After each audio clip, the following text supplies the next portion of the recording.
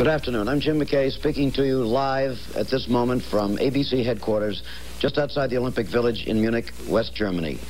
The peace of what have been called the Serene Olympics was shattered just before dawn this morning, about 5 o'clock, when Arab terrorists armed with submachine guns, faces blackened, a couple of them disguised as guards or as trash men in the Olympic Village, climbed the fence, went to the headquarters of the Israeli team, and immediately killed one man, Moshe Weinberg, a coach, 2 shots in the head, 1 in the stomach.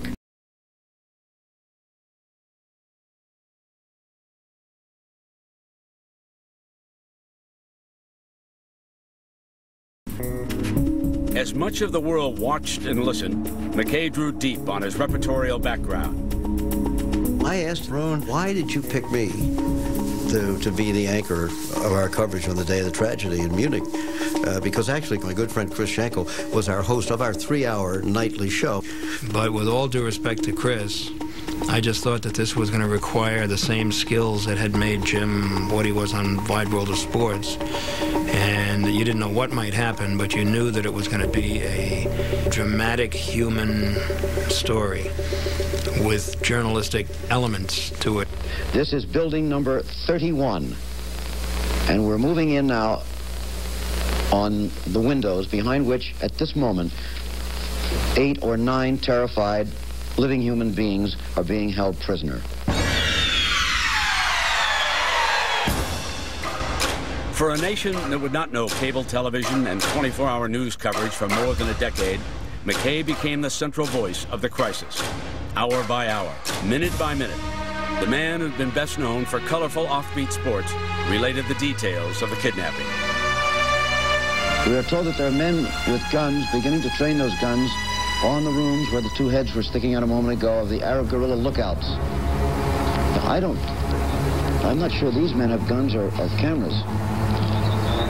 That's a gun, all right. One man with binoculars, another with a gun. I don't know whether they have a line of fire, whether they'll have to sneak up to the corner. This is happening now, if you can possibly believe that, at the games of the 20th Olympiad.